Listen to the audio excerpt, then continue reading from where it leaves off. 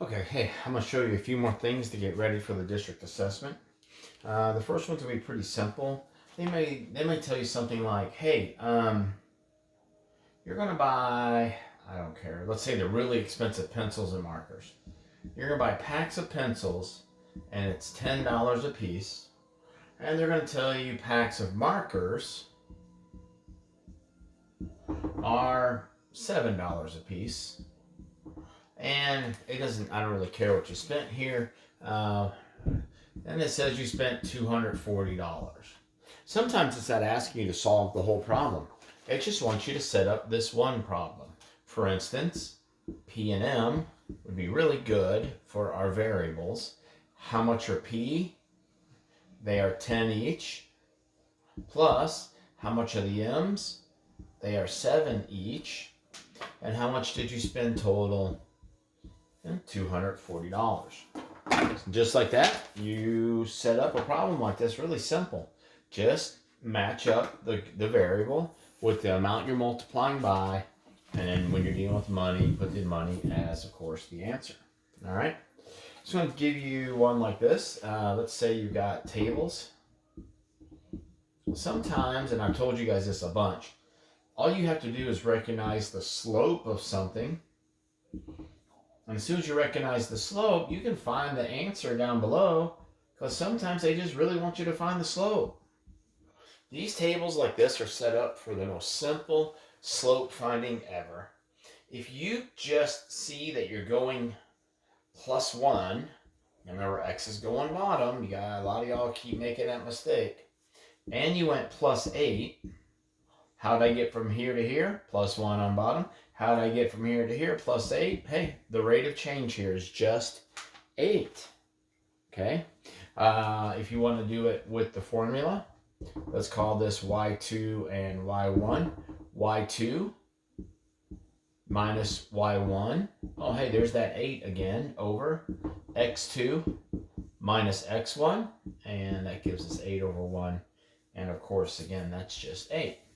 So I'll give you another one real quick, and I'll give you a half a second because I don't want the video to go too long, to see how quickly you can find this rate of change or slope. Okay? Just remember, it's how much you're climbing from 9 to 20. If that's equal, if you have this 0 to 1 here, then whatever it took you to get from here to here, there's your slope. Okay? Again, I'm going at a certain speed. You can slow these down and practice them whenever you want. I'm going to show you, this thing's just going to be one of those, I'm just going to make some things up. I have told y'all several times, I'm not usually concerned about the equations of a lot of lines. And I'm not concerned about those equations, because generally, this information here, see this line right here? Right, this line right here. This line would be y equals a negative slope. Notice I don't care about the slope right now, because so many times you'll never have to worry about the slope. What you need to know is it's negative and it crosses at +3. There's that line right there. That is so valuable. It'll answer so many questions for you, that y equals some negative slope +3. That is enough for you to usually find an answer. Look at this line right here. It is y equals some positive slope number. And where is it crossing? -2. So many times in STAR, y'all, the negative slope and the right proper y-intercept will be sufficient for you to find the answer to those solutions. So again, you know what? Y'all need to study some of the terms a little bit and get some of that practice in. It's pretty important for that to happen. All right. You're selling hats and you're selling visors at a golf tournament. You might know good variables for this. How about H and V? Those sound good to me. You sold 50 hats one day. You sold 50 items one day. All right. So one day you sold 50 items, and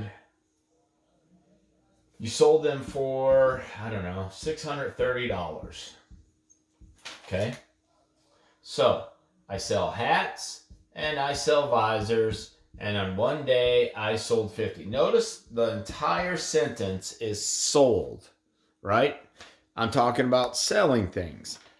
I sell hats, I sell visors, and on one day I sold 50. See how the same word is in each of those? Let's do a money line, right?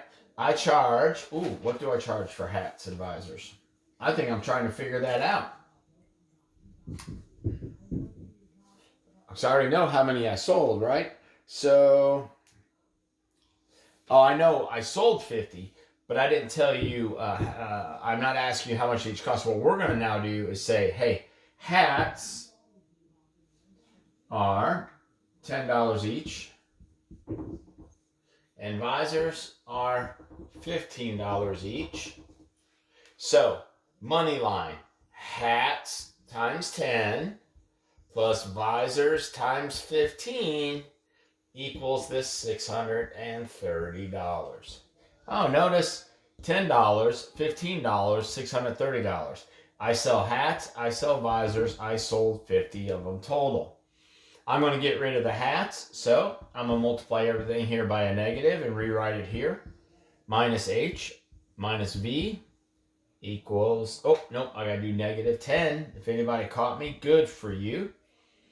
Minus 10H minus 10V, and then because minus, and equals minus 500.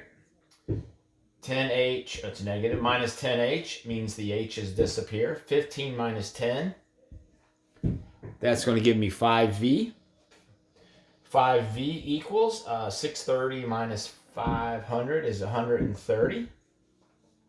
Okay, and then we finish up here. You guys can always rewind the video if you're missing any of it. 5V equals 130, so I'm going to divide both sides by that 5. And V equals, the 26. All right? So listen to this. If visors equal 26, and you sold 50 items total, then that means hats were 24. Okay? So I want you guys to keep up with this stuff, and I want you to take notes, and I want you to say these words. If not out loud, say them out loud in your head, because until you start getting the vocabulary down, you're going to keep struggling a little bit. Let's look at another one of these kind of review problems. All right, we have the good old 8x minus 2 parentheses x plus 3 equals 2x plus 2. Now listen, I'm going to give you a quick side note. Make sure everything's in here. I'm going to give you a quick side note down here, okay? Okay. On one side, get all your x's together and all your numbers together. On the other side, get all your x's together and get all your numbers together before you try to solve the problem, okay? Too many of you want to move this x right now, which isn't always a great idea. You got other x's. Let's just go in the orders that we teach you. Take this negative 2, we're going to write our 8x. Negative 2 times x is minus 2x. Negative 2 times 3 is minus 6. And of course, that side is unchanged. 8x minus 2x is 6x. I'm going to bring down minus 6. I'm going to bring down the equals and everything over here. I'm going to subtract 2x and bring it over here. And I'm going to add, my bad, I was getting ahead of myself. I'm going to add 6 to both sides all at the same time because, well, I can. 6x minus 2x is 4x. 6 minus 6 is 0. Equals 2x minus 2x is 0. 6 plus 2, or 2 plus 6 is 8. And when I divide both sides by 4, I get that x is 2. X, the question is probably, what value of x makes this true? Because if I put anything else but 2 in here, I'm not going to get a true statement, okay? Let's see, maybe I'll give you one more. Yeah, let me find it real quick. There we go. Oh, yeah, substitution problem real quick, because this is one set up for substitution. I've got y equals x minus 2 And I've got 2x plus 3y equals 14. Since I know that y, here's y, there's y, equals this, I'm going to stick this straight in there. Watch, everything's going to be the same.